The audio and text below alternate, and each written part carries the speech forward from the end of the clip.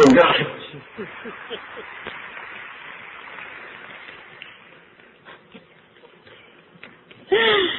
All right. Hello. Boy, that is me, isn't it? Jeez, this is all different. My name's Chris Laudick, and I'm an alcoholic. Hello. This is really something. I am so excited. I am so happy to be here. This is just unbelievable. I cannot believe we are all here today. And I just can't even begin to tell you the kind of phenomenal day that I have had. But before I get into all of those things, I'd like to start out with some specifics, and that is I would like to thank Dane, and I would like to thank the committee for asking me to do this incredible honor today and stand behind the podium of Alcoholics Anonymous. This is an absolutely unbelievable honor. I would like to thank my host, Deb, with all my heart and soul. Yep, right there. She helped me greatly getting over some of the nerves and telling me where I needed to be and doing the things that we need to do. And there is a large group of ladies that I definitely want to thank and give a lot of recognition to and a lot of credit to right now. And these ladies all showed up in my hotel room today when I was one giant bundle of nerves. I've had so many people come up to me and say, "You're the vessel, you're the vessel." Well, the vessel right at this moment is a blender. And it is on high speed because I have never been so overwhelmed with Alcoholics Anonymous in my life. But, so this is really going to tick a lot of them off, but a lot of them I do sponsor. So at this moment, ladies, if you were in my hotel room, will you stand up? Can you give these ladies a round of applause?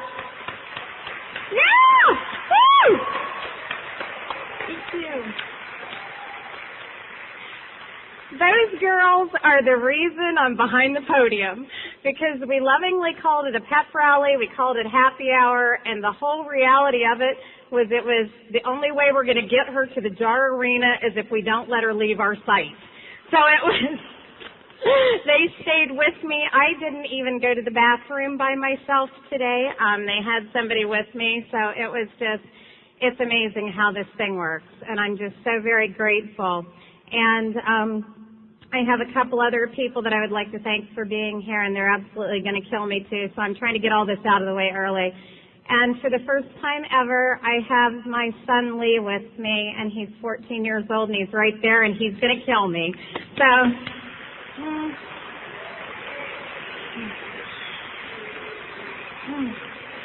and my husband runs next to him, and my friend Kimberly and her mom. So they are just really special people to me. This is, like I said, this is Lee's first introduction to Founders Day, so I don't know how much better it gets than this. I'm just really glad everybody's here. But most importantly, to get all those thank yous out of the way, there is one I have left. And that thank you is the absolutely most important thank you that I can bring to you from behind the podium. And that is, I would like to thank the God of my understanding that because of you, I have walked in here with.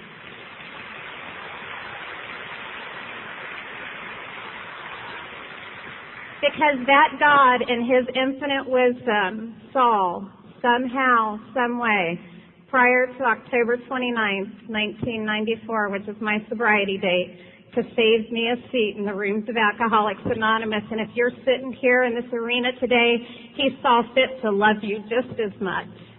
And how grateful can we be? And let me ask you this question right now. Look around you, and what more can we ask for? Is this amazing or what? I just love AA. Yeah. But there is always a but, because I'm an alcoholic. But as big of an honor as it is to stand behind this podium today, this is absolutely not the most important job I do. And I want you to know that. The most important job that I do for Alcoholics Anonymous is at 3 o'clock in the morning when my phone rings. And there's another suffering alcoholic on the other end of that phone. And I take the time out of my nice, calm, peaceful sleep that I get now, because that's what sobriety does for us. And I answer that phone, and I can talk to that person, and I can get them through whatever it is that they need to go through at 3 a.m. And it's to show up at my home group, which is the Coshocton Monday night meeting of Alcoholics Anonymous in Coshocton, Ohio. We meet on the corner of 8th and Main at 8 o'clock. It's an open lead speaker meeting. And we would be happy to give you directions. But it is to show up there every single Monday night. Because I have found, as time has gone on, people depend on me being there. And I love it when I hear somebody say, Chris, I knew you'd be here. Because that means I'm suiting up and I'm showing up and I'm still doing what you told me. And there's a lot of things, though, that are more important than standing behind any podium that appear at first or on the outside that have nothing to do with Alcoholics Anonymous, and yet they have everything to do with Alcoholics Anonymous. And one of those things is that son that I just embarrassed horribly over there. His father just recently moved out of state. And because you have helped me raise him in the meetings of Alcoholics Anonymous, and you have taught me how to practice these principles in all my affairs and how to take it home with me, when he was really going through some hard times, he looked at me just 2 days ago and said, Mom, it's really not what I want to do, but it's the next right thing. And you know where he got that. You know where he got that.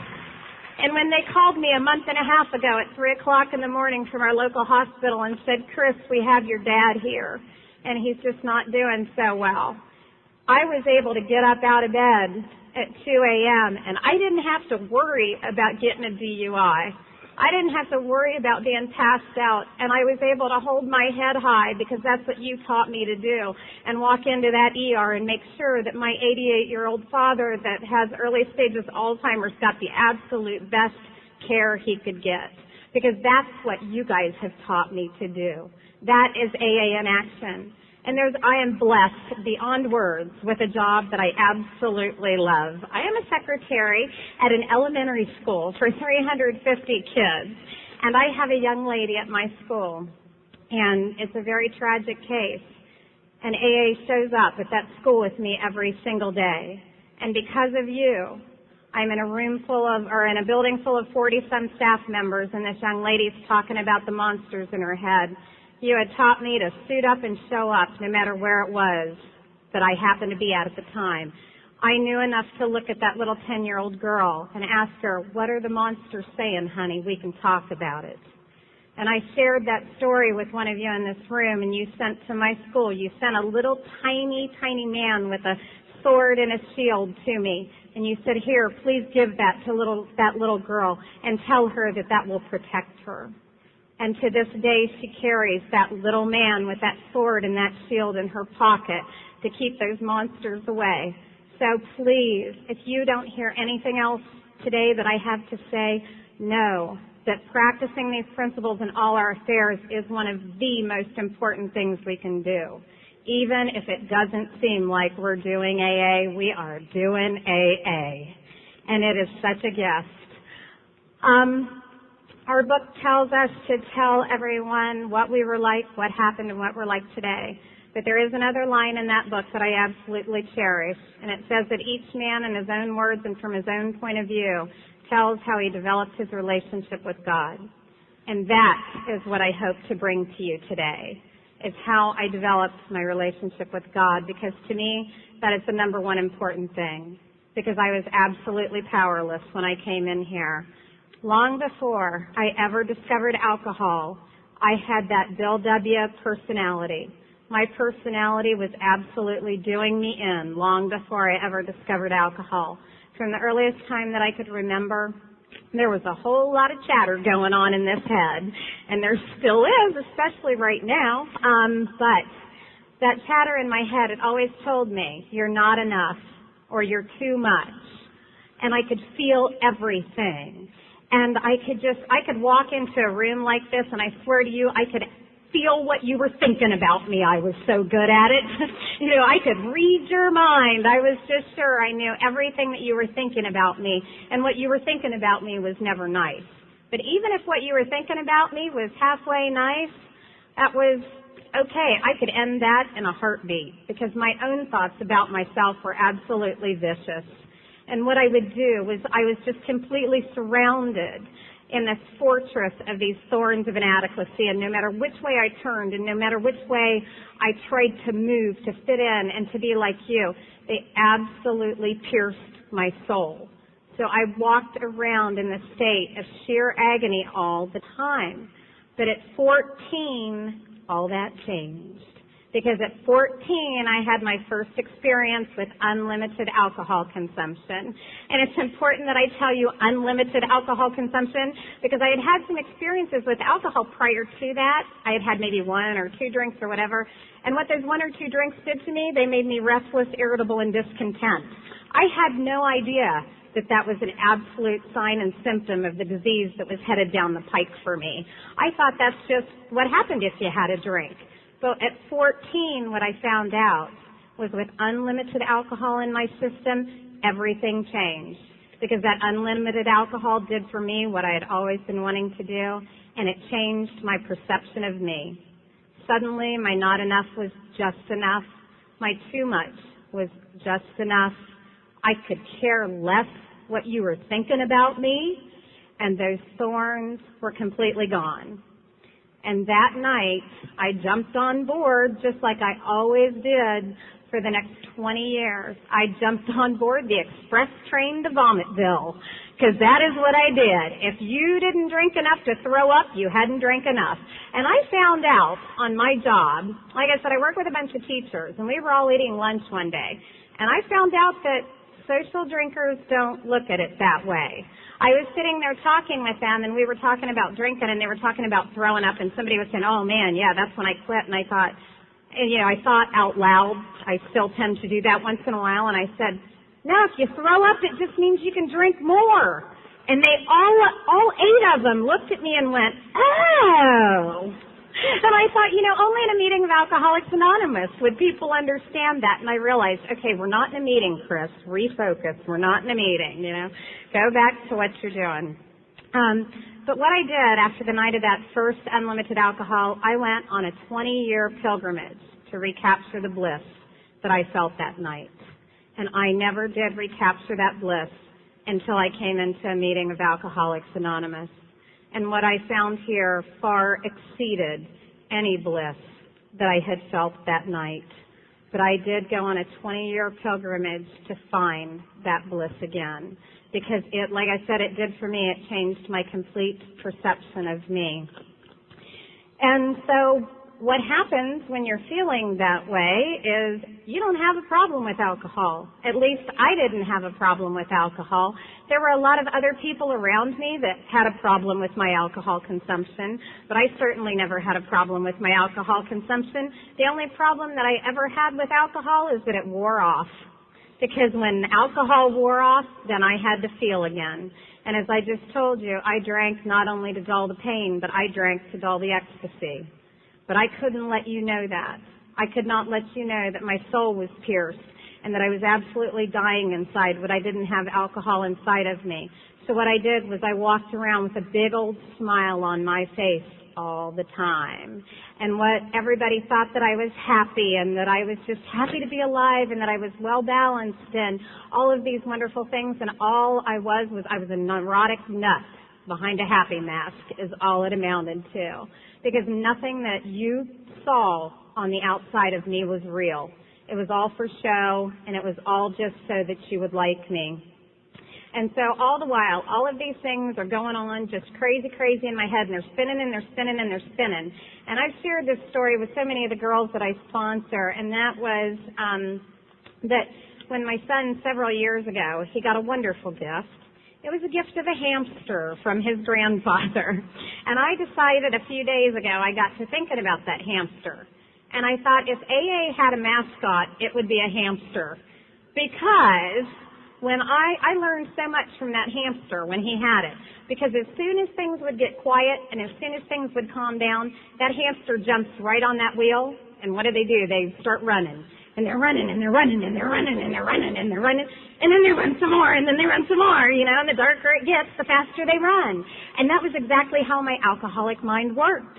And I thought there are so many of us like that. As soon as things get quiet, that's exactly what happens to our head and exactly what happens to our mind. And so I have now appointed the hamster the official mascot of Alcoholics Anonymous. So we can all get little hamsters on buttons now. But all the while all of that was going on in my head, I knew there was one solution for all of that trouble. And that solution for me was alcohol. And that was the only way that I found to calm all of those distorted thoughts, all the distorted perception of reality. I began to use alcohol as my anesthesia.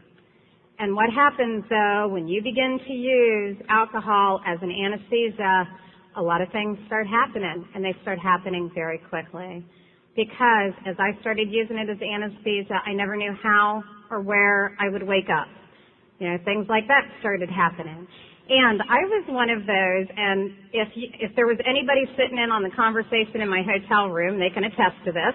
I was one of those rip-roaring, screaming, hooting and hollering, party till your pants fall off kind of female drunks. That was just who I was, and that was the way I lived my life. And there is a part in our book that talks about women are often gone beyond recognition in a very short time. And I truly believe there's a reason for that, because a lot of the women that I've sponsored, and I know it holds true for myself, I can't speak for any of the other women in this room, is that we often use sex for communication and acceptance. There are a lot of times that we do that, and I have shared with a lot of people that, I found out early on in my drinking that I had what you wanted, and you were willing to go to any lengths to get it. So I just, that was how I got what I wanted. I never once quit drinking because I was out of money, because I could somehow get you to buy me a drink. I never once quit drinking because I was out of alcohol, because I could get you to buy me a drink. The only reason that I ever remember quitting drinking is because I was out of consciousness. That was the only time I stopped. But I also found, through all of my manipulation and everything like that, that not only could alcohol change my perception of me, but you could change my perception of me. Because if I had the right person on my arm or showed up with the right person somewhere, then I could feel better about me. And so by the time I came into Alcoholics Anonymous, I had become a serial marrier. I was married and divorced 3 times when I walked in here at 33 years old. And my final marriage, I thought I had hit the lottery. He was a very nice man, and he did love me incredibly. I know that today. And he had money, which made it even better. I started marrying up the food chain. It was pretty neat. It was, I started getting a little bit better at it. But the only problem was that I didn't realize at that time I was dying from untreated alcoholism. I thought I drank a little too much. I had no idea what was really wrong with me. And I would go with him to these nifty little business cocktail parties that he would have to go to. And I would show up just like I did today. I'd clean up on the outside, I'd suit up, I'd dress up, I would put my best, face forward, and I would stand in those little cocktail parties with those stupid little plastic cups that they give you that are not near big enough. And I can't tell you how many of those I crushed. You're standing there going, oh, isn't this nice? Because I could not drink in a social setting at the rate that this alcoholic needed to drink to have that sense of ease and comfort. Because that is why I drank. I drank for that sense of ease and comfort. And I could not do it there. What I had no idea, like I said, that I was absolutely dying at that point of untreated alcoholism. I had no concept of that. I had absolutely no concept that no longer in my life was I going to be able to live at peace with anyone or anything without the aid of alcohol. And I had no idea that I had reached a point in my alcoholism where I no longer could put on that fake smile for you and show up and be who I thought you wanted me to be. I was in too much pain. I had no idea that when I kept trying to put that drink down in that marriage, that it was those thorns that were back that were literally piercing my soul. I was an absolute contradiction. The outside of me still looked fine. The outside of me was still looking okay and showing up. And the inside of me was absolutely shredded to pieces from those thorns of inadequacy that so many of us feel from the disease of alcoholism. And as I said, I didn't know what was wrong with me. I had no concept. And I kept thinking, there's something out there. There is something out there that is going to make me happy. There's something out there that is going to fill my heart and fill my soul, and I will be happy, and I'll walk around and be happy. And I was sure what that something was. There was only one thing left in life that I didn't have at that point in time. Because, see, I had the husband that loved me. I had the beautiful house in the country. I had all the things that money could buy. The brand new Camaro in the driveway. I had, all the toys, the motorcycles. We had all this stuff. There was one thing that I was sure that was missing, and that one thing was a child. Because I had wanted a child my entire life, more than anything in the whole world. I was certain that through being a mom, I was going to undo all the wrongs that I felt that had been done to me, and that I would be super mom, and I would do everything right. And I have to tell you right now, and I know that I share this feeling with a lot of women in Alcoholics Anonymous, that the shoulders of a baby are entirely too tiny to carry the disease of alcoholism on. They cannot do that. And yet we put them in that position day after day after day. Obviously, it didn't work. And within a very short time, I found myself in the lockdown unit of Bethesda Psychiatric Hospital under a suicide watch, and I was deemed a threat to myself and society. And, a lot of us in here have the papers to prove that, don't we? We're just so, card-carrying crazy. I love it, and I think that's why I fit in here. But as I said, I had married money, and money talks, so they let me out. And that was probably the biggest disservice that was ever done to me. But, they were treating what I was taught not too long ago by some friends of mine. They were treating the 10% that they could see. And what was killing me was that 90% that I wouldn't let them see. So I don't blame the doctors and I don't blame the hospitals. They did the absolute best that they could to help me. And what happened was I got out of that psychiatric unit. They sent me home with a pretty nifty psychiatric diagnosis. I thought all was well because I thought, I'm just crazy. That's all that's wrong with me. I'm okay. That wasn't all that was wrong with me. And suicide became an option every single day. And needless to say, this crazed woman did not fit into those little cocktail parties anymore. This crazed woman did not fit into that perfect little, house in the country and the little two-car garage and the little child and all of the wonderful things. So it wasn't too long until that man left. And as that man pulled away in his pickup truck, I watched my son, with tears streaming down his face, watch his father leave. And that very same night, even though I loved him so much I wouldn't do anything to hurt him, he watched his mother climb right back into the bottle. And I hear a lot of people say, I picked up where I left off. I didn't.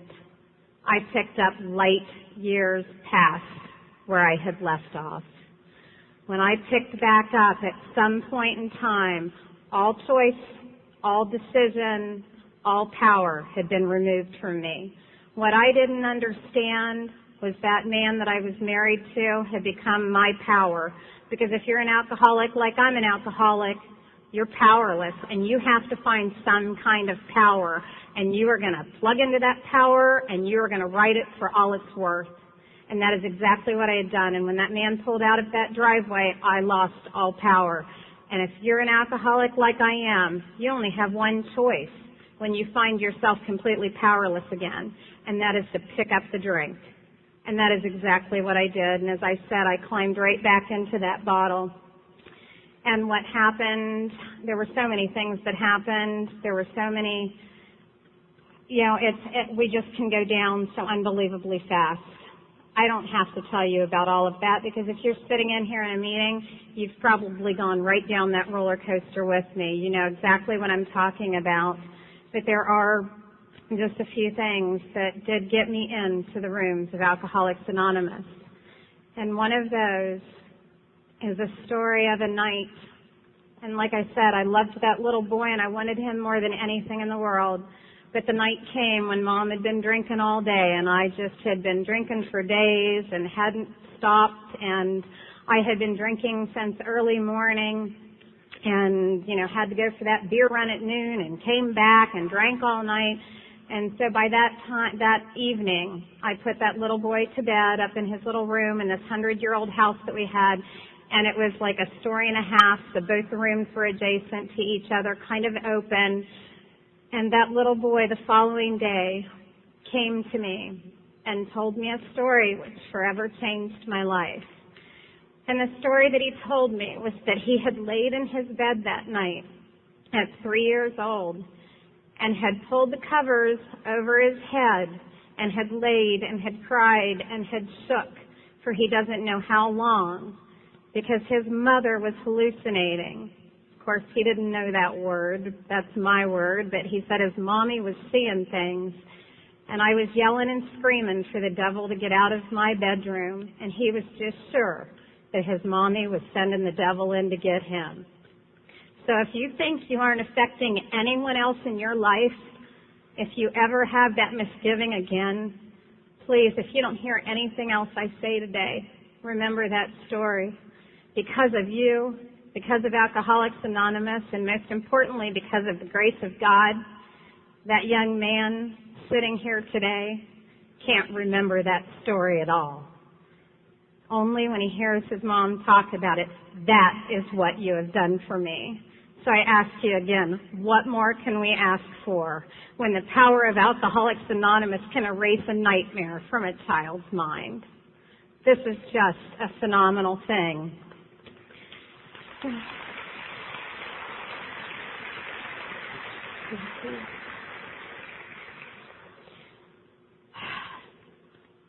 I would love to say that that was the bottom, but it wasn't. But it definitely was the catalyst for the bottom. My bottom came not too long after that, and I am so absolutely grateful that it did, because I don't know if I would be alive today if it had taken much longer. But there was a man in my community, and I live in a very small community. I mean, there are 12,000 people. There will be more people here this weekend than in the community that I live in. And there was a man that recognized exactly what was happening to me, and what I didn't know was that he was a member of Alcoholics Anonymous. And what he saw happening to me, he saw that I was physically sick and that I was mentally ill, but most importantly, that I was spiritually starved. Because, see, we can see in each other what is wrong. We can look at another suffering alcoholic and know it, and they don't even have to tell us. They don't even have to say one word. And he knew that, and he gave me a business card, and on the back of it was the number for the crisis hotline. Couldn't figure out why I needed that. I was doing fine, right? Yeah, my life was going good. And he gave me a business card, and it had the crisis hotline on the back. But you know what? When the day came that I finally hit my bottom, and I thought I had left that son at a beer wine stop on the other side of town, and I went in the bathroom and with my beer and realized that all of a sudden that I didn't think I had the child that I had left about 15 minutes ago with. And so I went running through my living room, knocking things over, cussing and carrying on like a good alcoholic mother does. And by the grace of God, he was sitting in the living room. And he looks up at me with the calmness of a child who's being parented by an alcoholic, a child who has learned to accept the unacceptable, and that's normal. And he just looked at me and goes, "What's wrong, Mom?" And it was what I saw right then, the fact that nothing was wrong, that made me hit my bottom. That bottom may not sound dramatic. You may have been waiting for something really wow, but that was my bottom. And I have to be honest, from behind this podium, that was my bottom. And I turned around and I realized what was happening. And so when I talk to new girls that come into AA, I tell them I don't care what brought you in here. Because I did not come in here for me. I had long since quit caring about me. I didn't care whether I lived or died. but I did have a shred of decency left in me enough to care about that little boy that was sitting there playing with his Hot Wheels in the living room.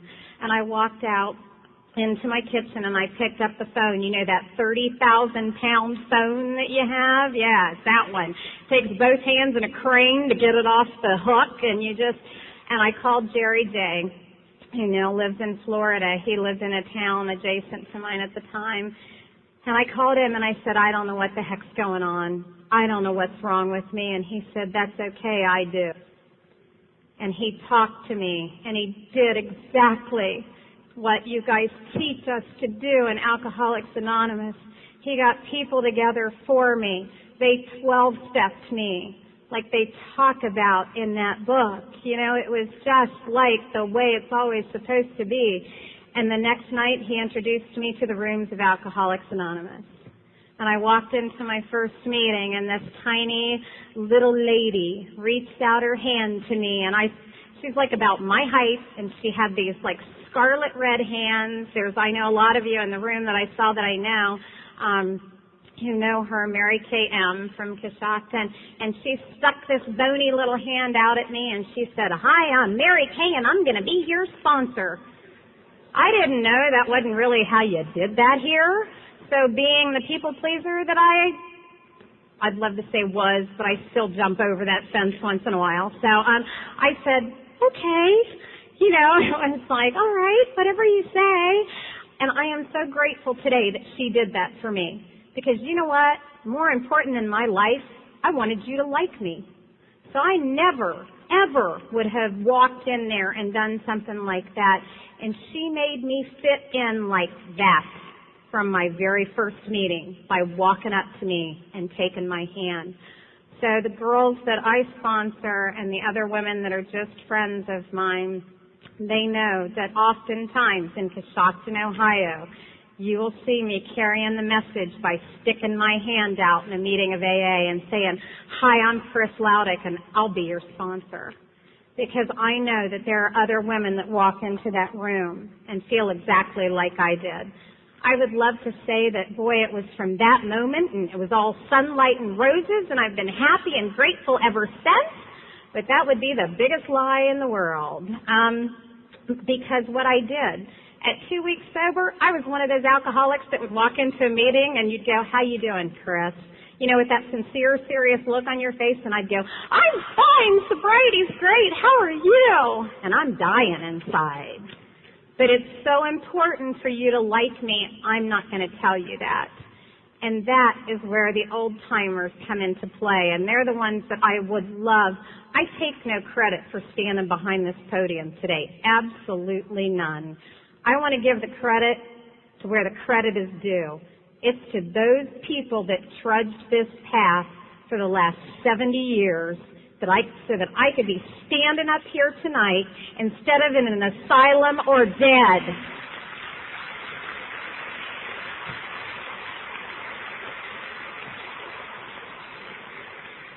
And I got to thank those old timers because they were a bunch of gruff, nasty old men. God.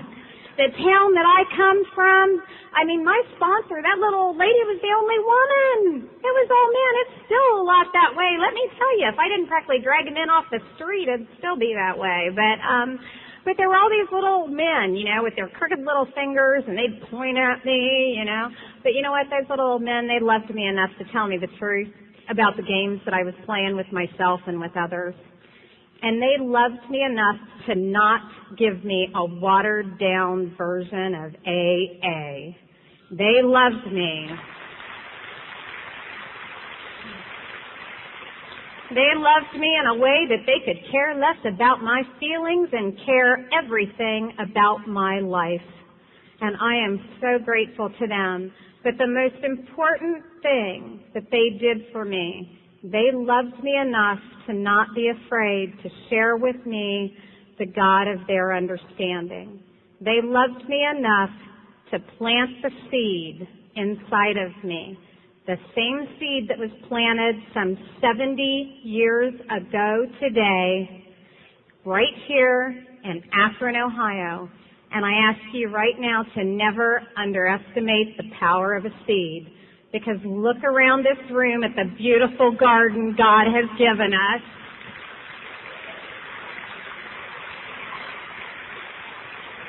You guys are beautiful. I'm telling you, if you could see it from here, that color is phenomenal.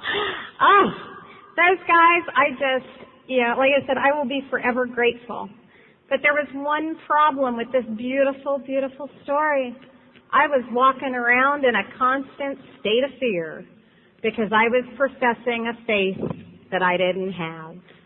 I was lying to you the whole time.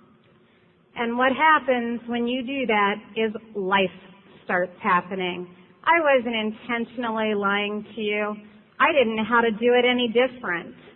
And so what happened was I was walking around Alcoholics Anonymous, and I started working the steps with that beautiful sponsor that had been appointed to me. And I worked steps 1 through 5, and then I stopped. Because why do I need to go on? I'm professing this faith that I don't have. So what point would there be in doing steps 6 and 7? What can I turn something over to? If there is no power greater than myself, I didn't even know at that point in time if I even had a willingness yet to turn it over to something. I was still completely driven on self-sufficiency. I still thought I could do this.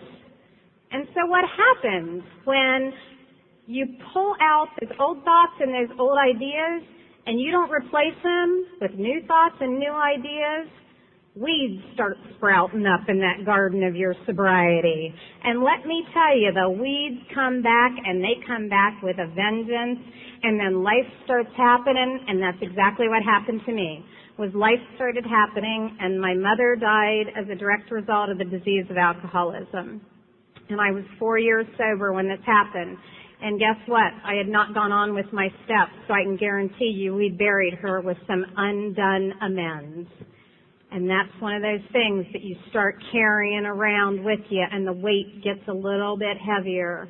I had no idea that the greatest gift my alcoholic mother would ever give me would be through dying from the disease of alcoholism. Because if nothing else, when I walked in and I saw her, it taught me to take this thing serious.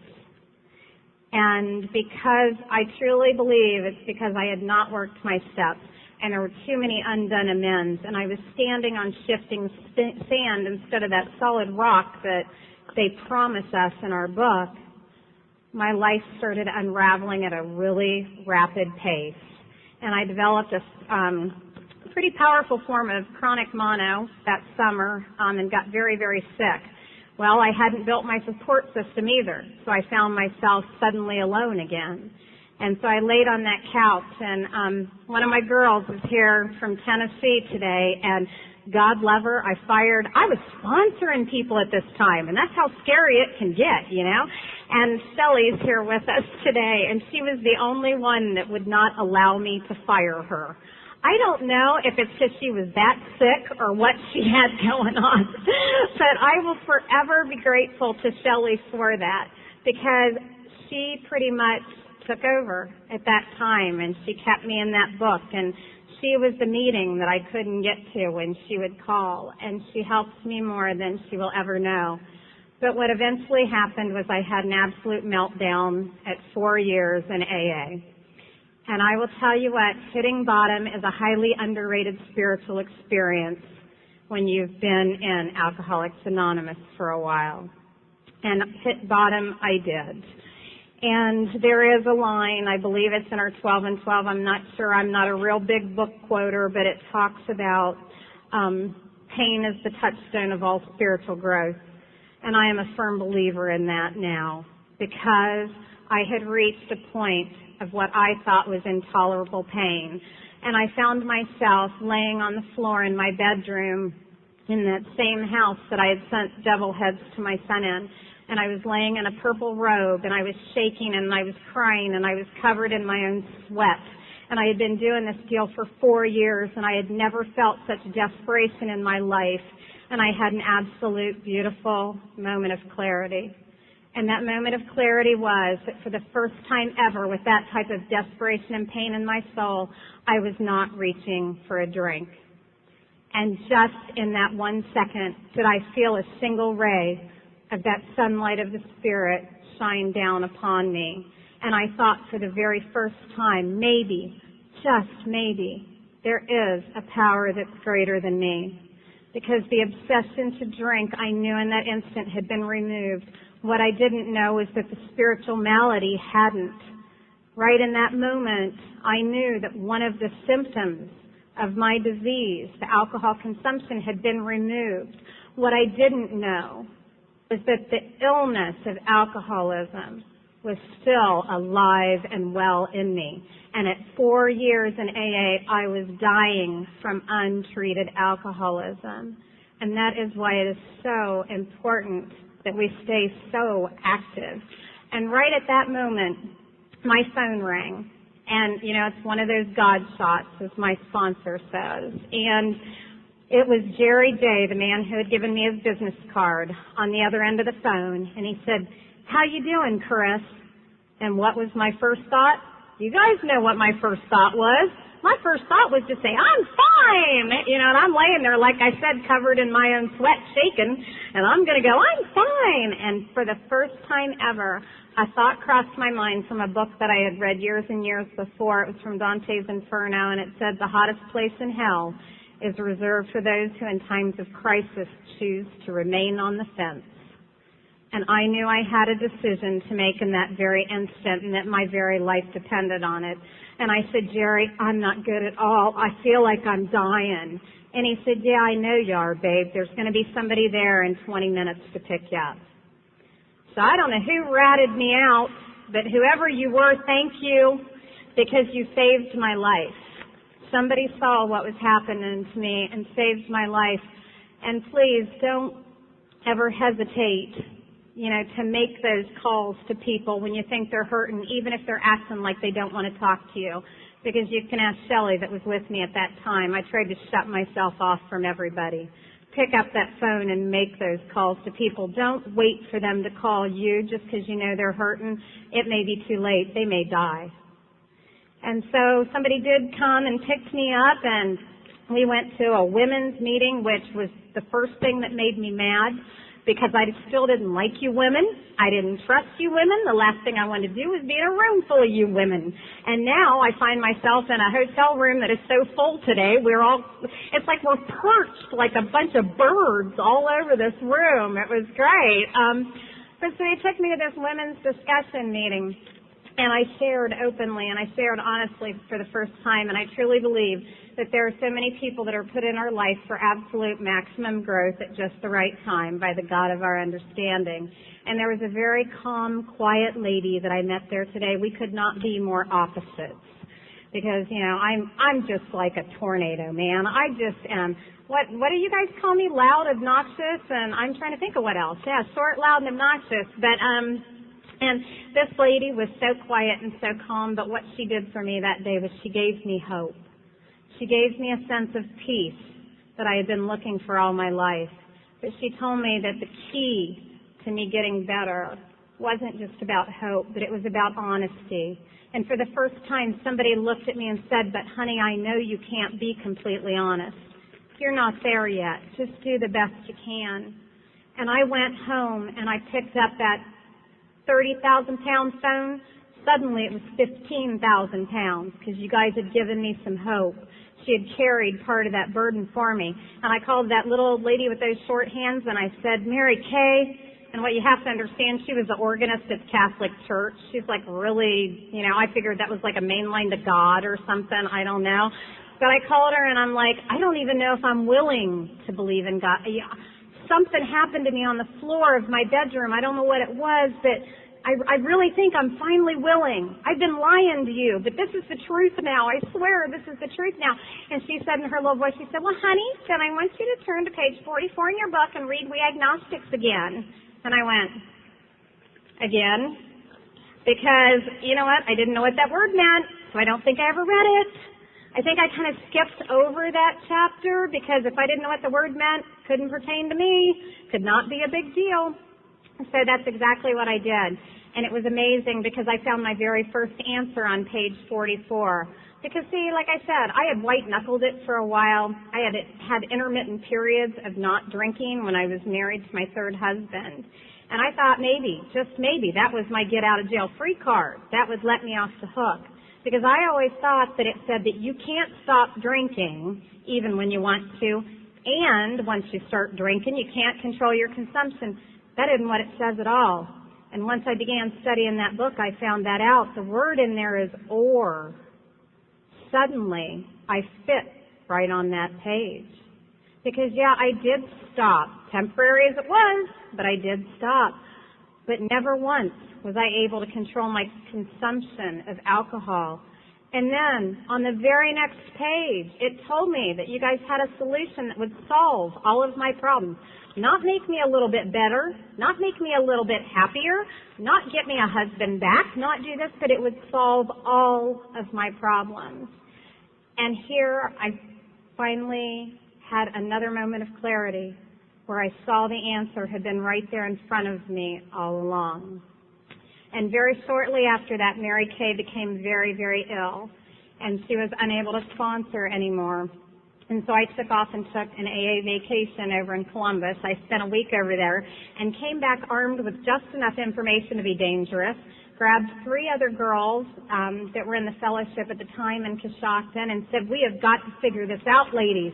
We've got to bring AA to the women around here. We've got to do something. And we sat down, and I think it was for 21 weeks, we studied the first 164 pages of our book. And we worked the steps together, the 4 of us. We had absolutely no guidance other than divine intervention.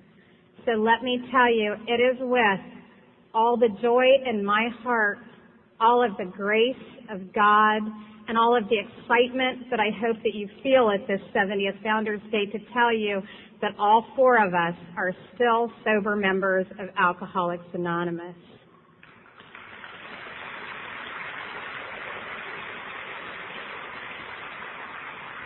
And that, my friends, is God doing for us what we couldn't do for ourselves.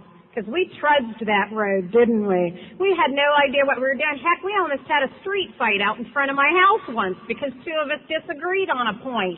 You know, I mean, it was just, we had no idea what we were doing. But somehow it got us through. And once we were done with that step study, I knew that I could no longer stay sober on my own. But I was unable to do it by myself.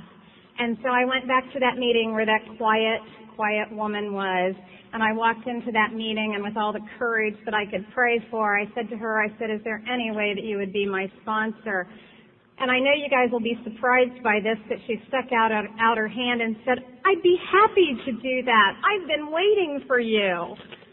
Here, all those years that I thought where I would be rejected, and I was so welcome with open arms. And all that I can tell you is that the last 5 years of my sobriety, I have found what the big book calls much of heaven. So many amazing things have happened to me. But the first and foremost, and most important thing that I had to learn was that I had to surrender to this way of living. It had nothing to do with just surrendering to this or surrendering to that. I had to surrender to a complete way of living. And oftentimes when I sponsor, and the girls that I sponsor, they will say to me, well, yeah, how do I surrender? That is still the number one question that I hear. How do I surrender? And my only answer to you is, I can't, but we can. I'm powerless, but we're not. Together, after you make that decision, we can walk through steps 4 through 9.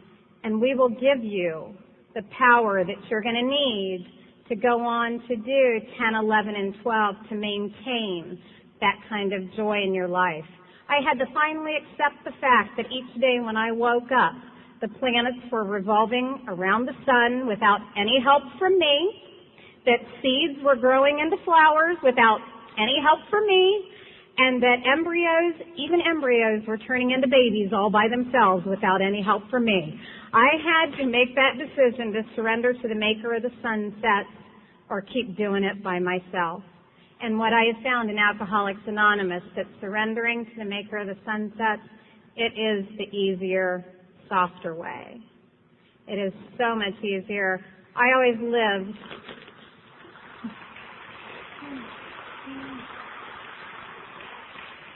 my whole life with that whole grab the bull by the horns theory. I want to thank all of you for explaining to me what a stupid idea that is.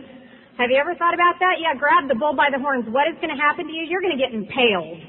I don't know about you, but I'm choosing to let go today.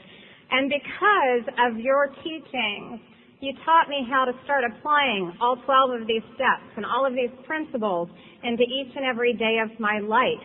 You started teaching me how to take them with me everywhere I went. And because of that, I am so grateful to be able to stand back here tonight and tell you that I had a spiritual experience that was the kind that Bill W. talks about in our big book. It was amazing what happened to me once I truly started using this as a way of life and applying this to my whole life. But through divine intervention in that book, they also told us what can happen to a lot of us. And following that spiritual experience was absolute spiritual intoxication. My feet did not touch ground for a long time.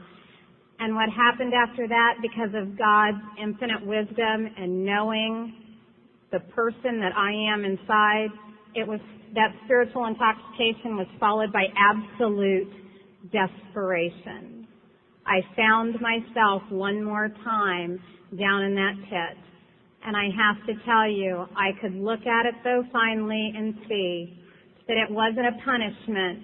That was God doing for me again what I couldn't or wouldn't do for myself. Because see, I would have stopped there and I would have settled for less than what I have today if I had not felt that desperation again. And what happened is what has happened to me a dozen times in Alcoholics Anonymous. Someone was put in my life that started ambushing me with information about Alcoholics Anonymous, about the whole life outside of my meetings in Coshocton, Ohio, even outside of my meetings, in Columbus or Akron or New Philly or any of the places that I would go to. They started ambushing me with information about workshops and conferences, and I started getting really, really active. And it was absolutely amazing, the changes that started happening in my life. Because at those workshops and at those conferences, I started finding people that were just like me, that in sobriety had hit absolute desperation and wanted more. And that's the whole idea of emotional sobriety.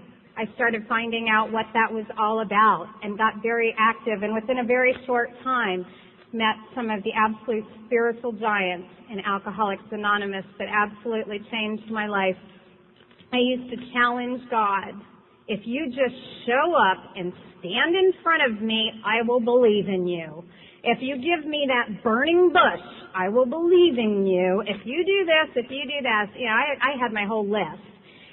And what was going to happen to me, I had no idea happened. God showed up all right to me. He showed up, though, in the eyes of a 7-foot-tall bald man.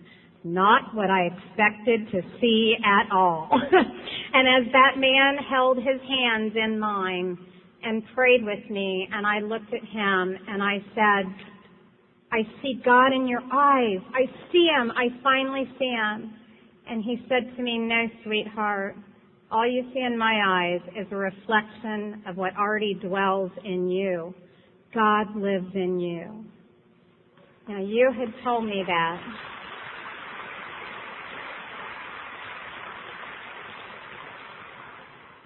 And the beautiful part about that is I can take that with me every single day. And when I look each and every one of you in the eyes, I can see God now. Because I know that God, too, dwells in you. And it is such a beautiful thing. Finally, I came to believe that I had to stay active. And I had found another sponsor through several of these workshops that I had been doing, and she bangs the drum that you cannot stay sober today on what you did yesterday. And so my feet are constantly moving. I have not slowed down. It has been like I have been on the fast track to sobriety since a lot of this stuff happened. But what I have found is that growth can often be painful. It hasn't all been easy since all of these things started happening to me. You know, it's been kind of messy even at times. But that spiritual toolkit that you guys put at my feet 10 years ago, now that I finally opened it up, I found out there is a tool to fit every single weed that's going to pop up in me every single day.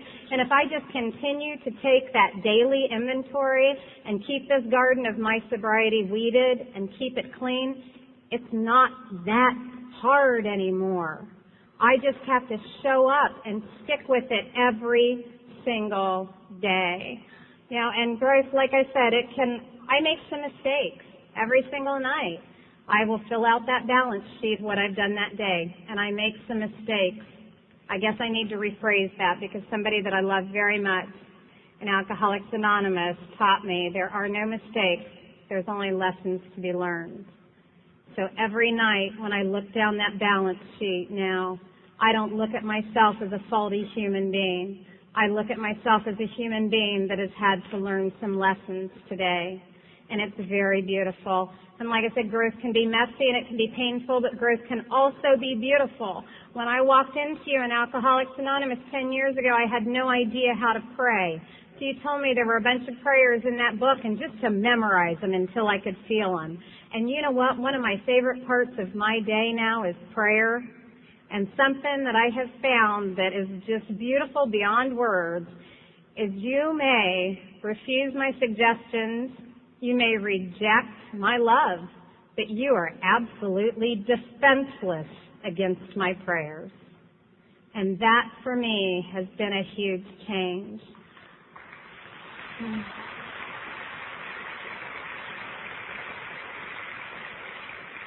I pray for all of you every day, so don't look me in the eyes because those are the people I tend to pray for a lot too, is they look me in the eyes. So if you don't want to change, if you're happy and staying the way you are, don't be looking me in the eyes because I'll be praying for you and you're defenseless. And it's probably some power thing. I know somebody will tell me it's a control issue, but I don't care. You know, it's all about prayer now. But there was another part to all of that, and you told me I didn't need just to pray, but I needed to try and meditate. And I am so glad that the spiritual realm in Alcoholics Anonymous is broad, roomy, and all-inclusive.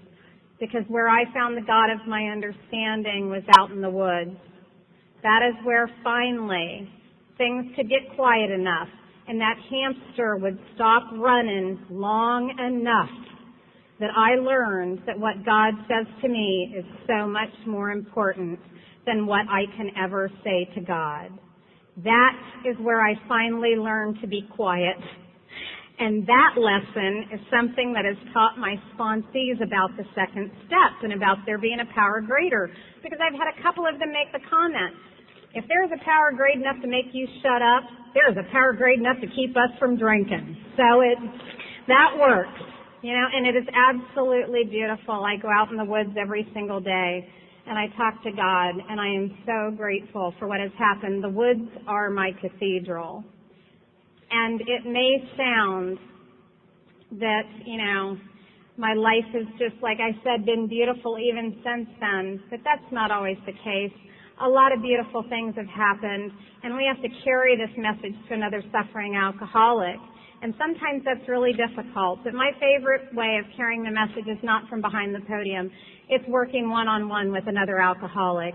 One of the best things about being a sponsor is that they're watching you. So you got to show up and you got to do AA.